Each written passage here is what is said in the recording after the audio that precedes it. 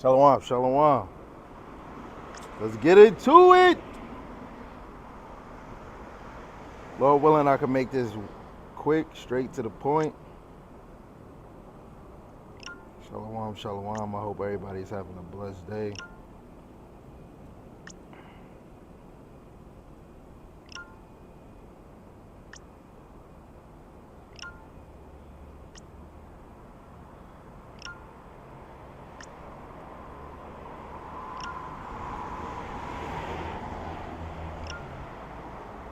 So the title of this video is called Yahawah is Hearing the Cries of the Righteous. Bringing this out because at work, thinking that look, y'all can hear me? Wait, hold on. Let me check on YouTube first. Hold on, y'all. I'm checking to see if y'all can hear me.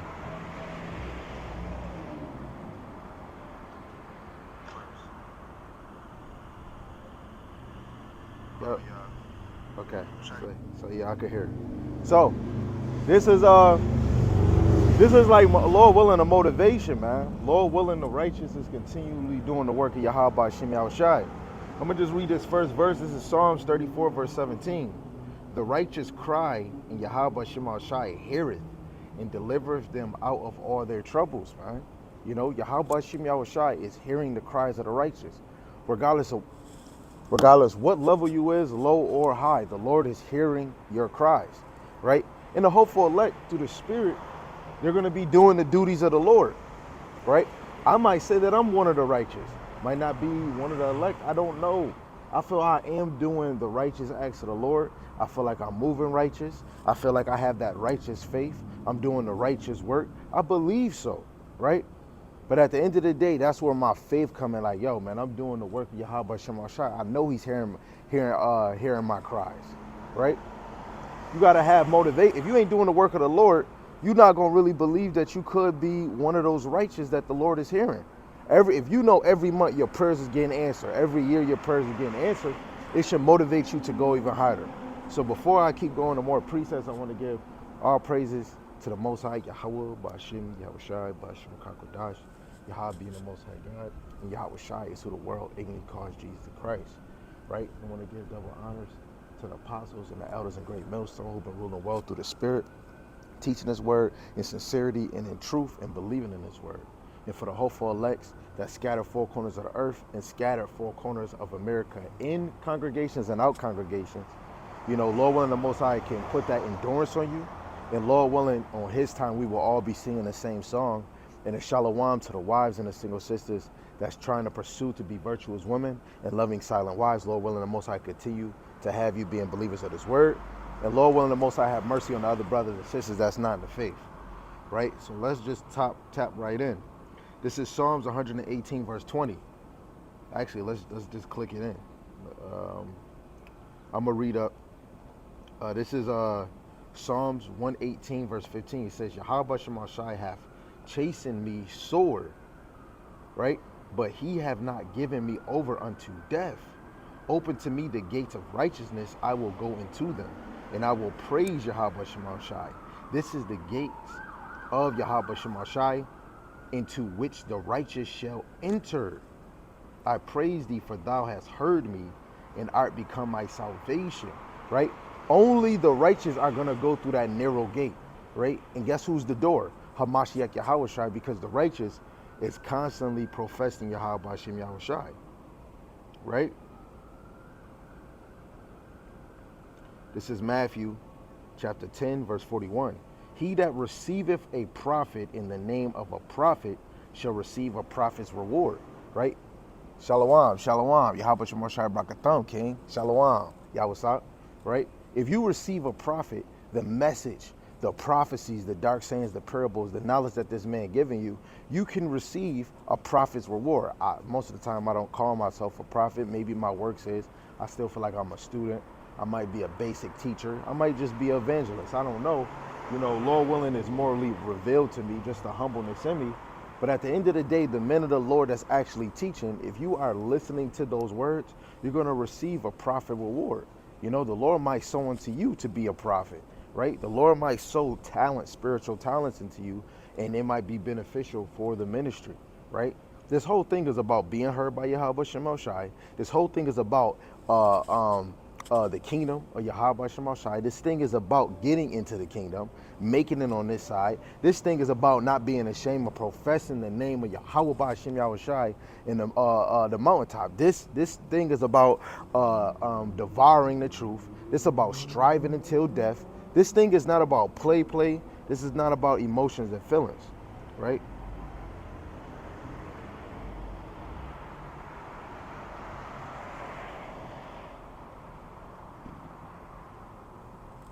Right. So let's go.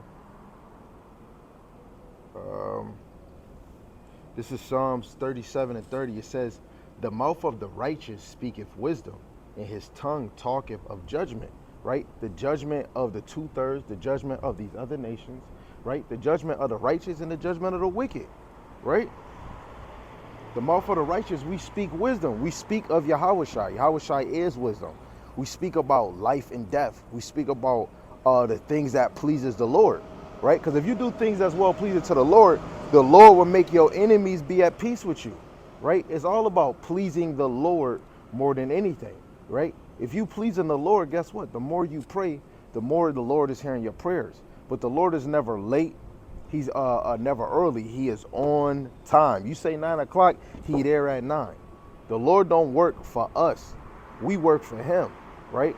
And the more that we do things that the Lord is well pleased with, the Lord will give you gifts, right? Prayers go up and blessings come down, just like Mr. Saltman. You know what I'm saying? The Lord is sprinkling blessings on brothers, man.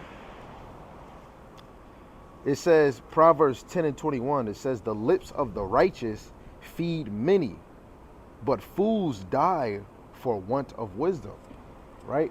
Fools die for the want of wisdom, but the righteous is feeding many. We're feeding many, right? Many are called, but few is chosen. Yo, don't you know we even feeding the unrighteous? You'll be feeding a brother, he'll come in his truth, and then the next minute, the Lord take him out. He was only here for a part-time moment, but he got fed, right? The Lord used them for how long? The Lord can use you for 5 minutes, 10 minutes, 20 minutes, but the righteous is going to be stand fast and unmovable, right? And that's the role you want to have. I don't know if y'all ever watched the movie Jumanji. When a person would go, they could never move the piece after. Unless it was your turn, you could move the piece. But if it wasn't your turn, you couldn't move the piece. That's how we got to be.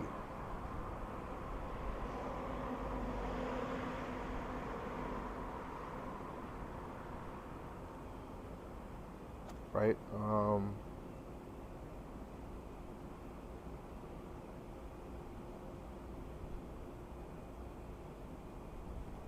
This is Matthew. Let me actually get a little more.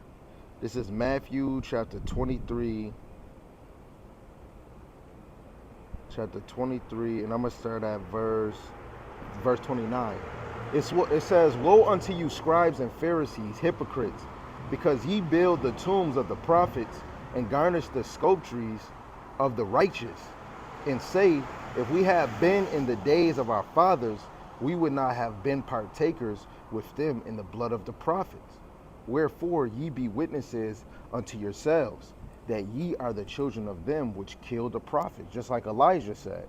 Elijah said that he was jealous for the Lord, and that the wicked men in Israel was trying to kill the prophets, man, and they sought to kill Elijah, right? It says, "Wherefore ye be witnesses unto yourselves, that ye are the children of them which kill the prophets.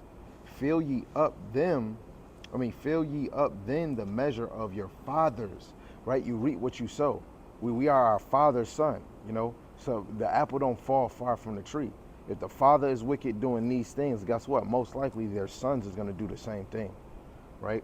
It says, ye serpents, somebody that stabbed you in the back, "ye generation of vipers, how can ye escape the damnation of hell? Wherefore, behold, I send unto you prophets and wise men and scribes, and some of them ye kill and crucify, and some of them shall ye scourge in your synagogues and persecute them from city to city, that upon you may come all the righteous blood shed upon the earth, from the blood of the righteous Abel unto the blood of Zechariah, son of Berechiah, whom ye slew between the temple and the altar. Verily I say unto you, all these things shall come upon this generation, right?